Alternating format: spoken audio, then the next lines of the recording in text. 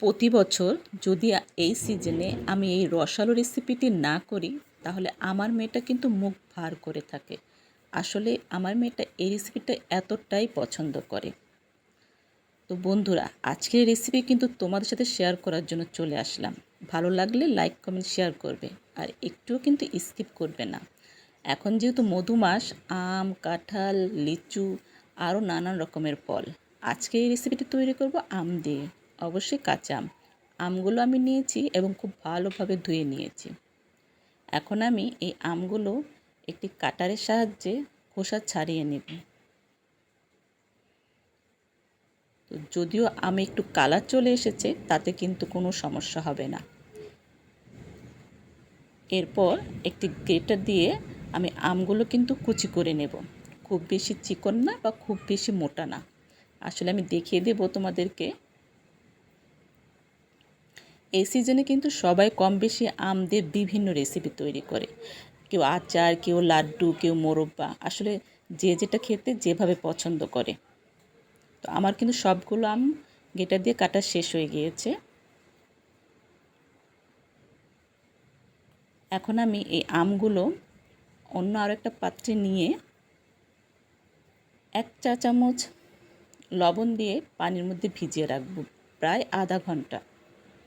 এতে করে কিন্তু আমের যে একটা কষকষ ভাব আছে সেটা চলে যাবে। আর এরপর যখন আচার তৈরি করব তখন কিন্তু আর লবণ দেওয়ার প্রয়োজন হবে না।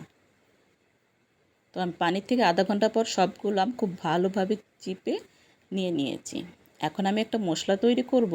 2টো শুকনো মরিচ দিয়ে দিলাম, আর দিয়ে দিলাম 1 চা চামচ পাঁচফোড়ন, আর দেব অর্ধেক দারচিনি। হালকা করে এটা ভেজে নেব এবং এটা ব্লেন্ডারে গুঁড়ো করে নেব।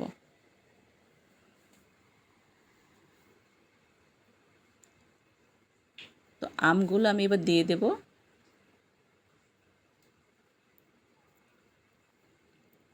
আর দিয়ে দেব চিনি। এখানে একটা কথা বলে রাখি, আচার কেউ একটু বেশি মিষ্টি খেতে পছন্দ করে, কেউ বা টক ঝাল মিষ্টি। আমি কিন্তু টক ঝাল মিষ্টি তৈরি করব, তাই চিনিটা একটু কমিয়ে নিয়েছি। যারা মিষ্টিটা একটু বেশি খেতে পছন্দ করবেন আপনারা কিন্তু মিষ্টি একটু বাড়িয়ে নেবেন। আর দিয়ে দেব 1 চিমটি ফুড কালার। আসলে ফুড কালারটা দিলে কিন্তু এটার কালারটা ভীষণ ভালো আসে।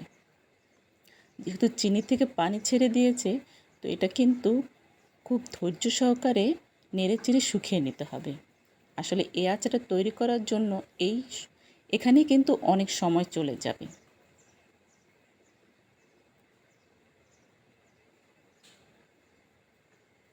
একটু ধৈর্য নিয়ে নেড়েচেড়ে এরপর আমি এখানে 1 চা চামচ যে মশলাটা গুঁড়ো করে রেখেছিলাম সেটা দিয়ে দিলাম। আবারও কিন্তু খুব ভালোভাবে, এখনও কিছুটা পানি যেহেতু রয়েছে, খুব ভালোভাবে নেড়েচেড়ে শুকিয়ে নিতে হবে। আর সর্বশেষ দিয়ে দিলাম 1 চা চামচ ভিনেগার।